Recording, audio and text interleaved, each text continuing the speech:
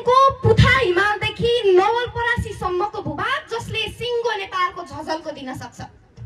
हिमाल पहाड र तराईको सामाजिक तथा सांस्कृतिक विशेषताले भरिएको मिनी नेपालको रूपमा हेर्न सकिने भगवान गौतम बुद्ध जन्मिएको पवित्र भूमि लुम्बिनी प्रदेशको ऐतिहासिक कार्यक्रम साक्षर लुम्बिनी प्रदेश घोषणा समारोहका सभाध्यक्ष, लुम्बिनी प्रदेशका सामाजिक विकास मन्त्री माननीय जन्मजय तिमल सेनाज्यू, कार्यक्रमका प्रमुख अतिथि लुम्बिनी प्रदेशका मुख्यमन्त्री माननीय चेतनारायण आचार्यज्यू, विशिष्ट अतिथिज्यूहरू, मञ्चासीन अतिथिज्यूहरू, उपस्थित सम्पूर्ण पत्रकारज्यूहरू, शिक्षा प्रेमी अग्रजहरू, शिक्षक तथा अभिभावकज्यूहरू लगायत उपस्थित सम्पूर्ण महानुभावहरूमा म श्री दमकडा नमुना माध्यमिक विद्यालय पाल्पाको कक्षा 9 मा अध्ययनरत छात्रा ओजस्वी आचार्यको तर्फबाट न्यानो अभिवादन व्यक्त गर्न चाहन्छु।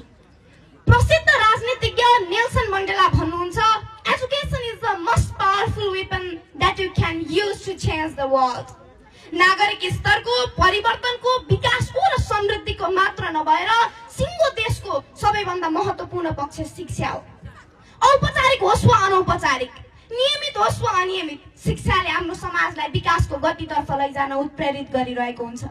हामी सबैको सबैभन्दा ठूलो अपेक्षा समृद्धिको महत्त्वपूर्ण आयाम नै शिक्षा हो, जसले राज्यका विभिन्न निकायहरूलाई अगाडि बढाउन मद्दत गर्छ भन्ने मेरो बुझाइ छ। औपचारिक शिक्षाको ढाँचा, विधि, विकास र चरित्रको विषयमा पछिल्लो समयमा चर्चा गर्दै गरौँला। आज यो महत्त्वपूर्ण कार्यक्रमको आयोजना गरी साक्षर लुम्बिनी प्रदेश घोषणा समारोहको साक्षी बन्ने अवसर प्रदान गर्नुभएकोमा म हार्दिक धन्यवाद व्यक्त गर्न चाहन्छु। यो उत्साहका साथ शिक्षाको विधि र विकासमा लुम्बिनी प्रदेश सरकार र सामाजिक विकास मन्त्रालयले देखाएको चासोप्रति म लुम्बिनी प्रदेशका सम्पूर्ण विद्यार्थीहरूको तर्फबाट हार्दिक हार्दिक धन्यवाद ज्ञापन गर्न चाहन्छु। आदरणीय महानुभावहरू, साक्षरता ज्ञानको ढोका हो र ज्ञान समृद्धिको आधार हो। आज हामी सबैले खोजेको यो लक्ष्य पूरा भएको छ। आज लुम्बिनी प्रदेशका 12वटै जिल्ला पूर्ण साक्षर जिल्ला घोषणा भइसकेका छन्। नेपालको संविधान 2072 ले शिक्षालाई नागरिकको मौलिक हकको रूपमा सुनिश्चित गरेको छ। संविधानको धारा 31 अनुसार आधारभूत तहसम्म अनिवार्य र माध्यमिक तहसम्म निशुल्क शिक्षा प्राप्त गर्ने हकको व्यवस्था भएको छ, जसका निम्ति लुम्बिनी प्रदेश सरकार र सामाजिक विकास मन्त्रालयले खेलेको भूमिका म मुक्त कण्ठले प्रशंसा गर्दछु।